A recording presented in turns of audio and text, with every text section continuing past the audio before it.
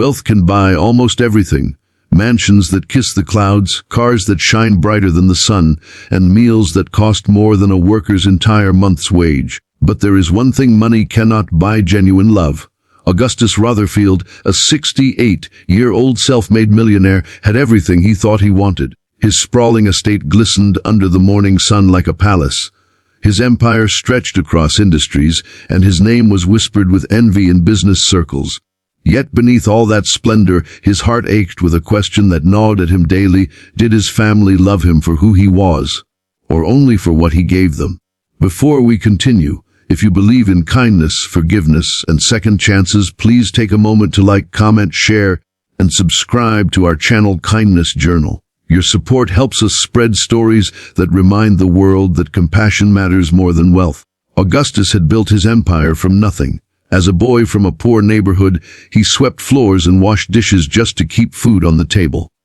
Through sleepless nights, bold risks, and relentless determination, he turned a small construction company into a vast real estate empire. He married once, loved deeply, but lost his wife, Helena, to illness when he was just 45. Her death left a hollow in his soul, but he poured himself into work, raising their 3 children, Ronan, Sylvia, and Matthias, the only way he knew how: with money.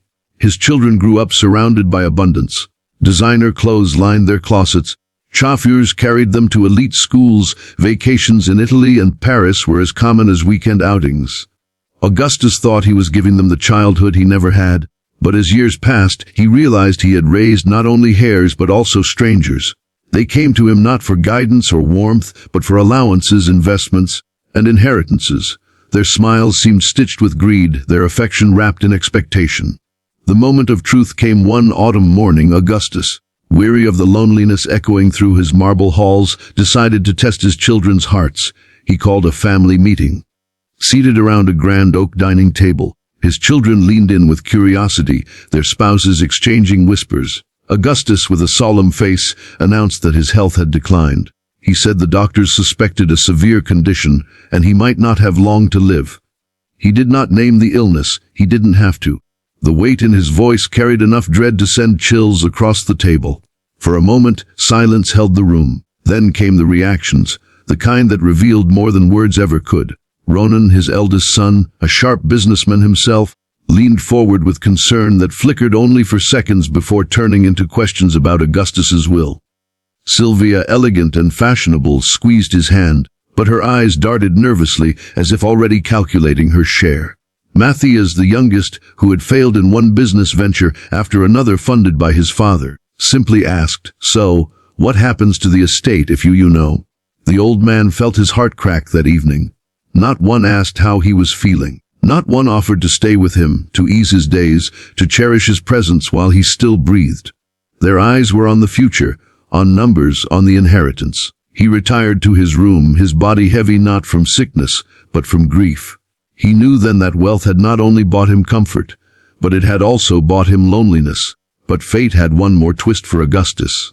The following week, as part of his illness act, he stayed home more often, walking slowly, pretending to struggle with steps. While his children grew impatient with his calls for simple help, there was someone else in the house who noticed.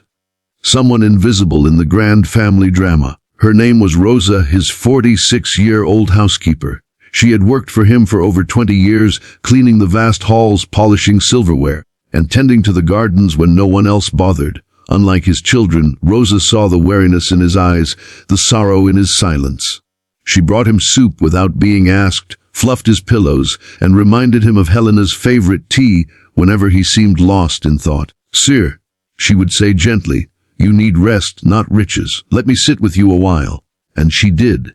Night after night, when the estate grew cold with indifference, Rosa sat with him, telling stories of her own family, her struggles as a single mother who had once walked miles to clean houses just to keep her daughter fed. She listened when he spoke, and when he didn't, she filled the silence with warmth.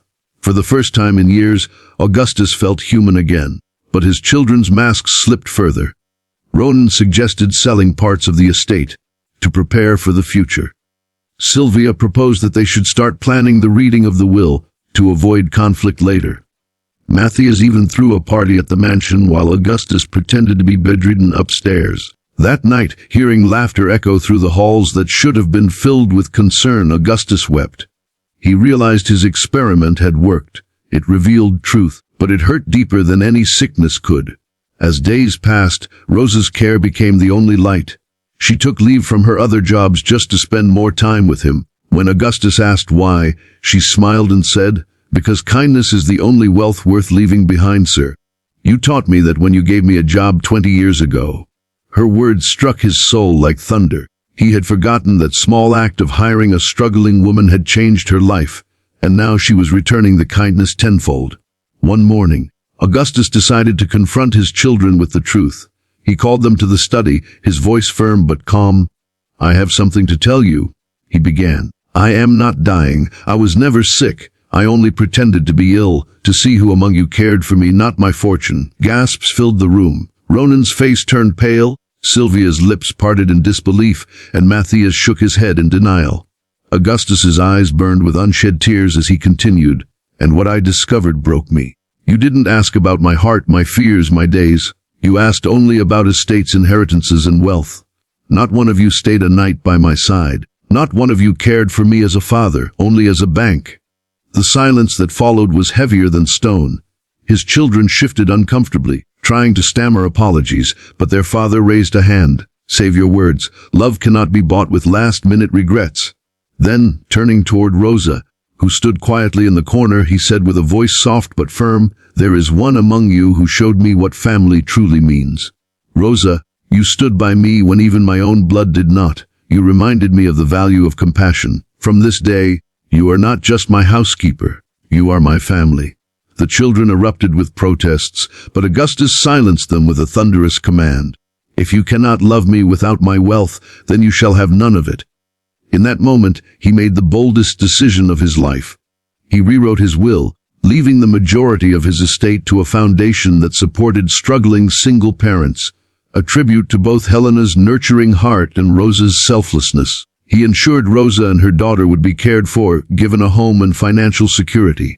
His children, shocked and furious, received only enough to remind them that wealth without love was meaningless. The weeks that followed were not easy.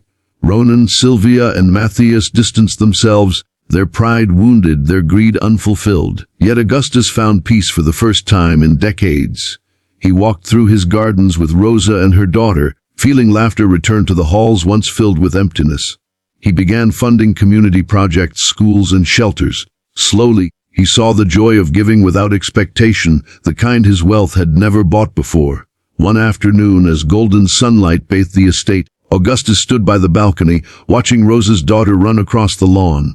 Tears glistened in his eyes, not of sorrow, but of gratitude. He realized that life had given him a second chance, not with his children, but with humanity. He had discovered the rarest treasure of all, love untainted by greed. If this story touched your heart, please like, share, and subscribe to Kindness Journal. Stories like these remind us that family is not always defined by blood, but by the care we show one another. And before we end, I have one special request. Comment below with the words, "Kindness is true wealth," if you believe love matters more than money. Because at the end of every journey, it is not the riches in our bank that define us. It is the richness of hearts that loved us without asking for anything in return.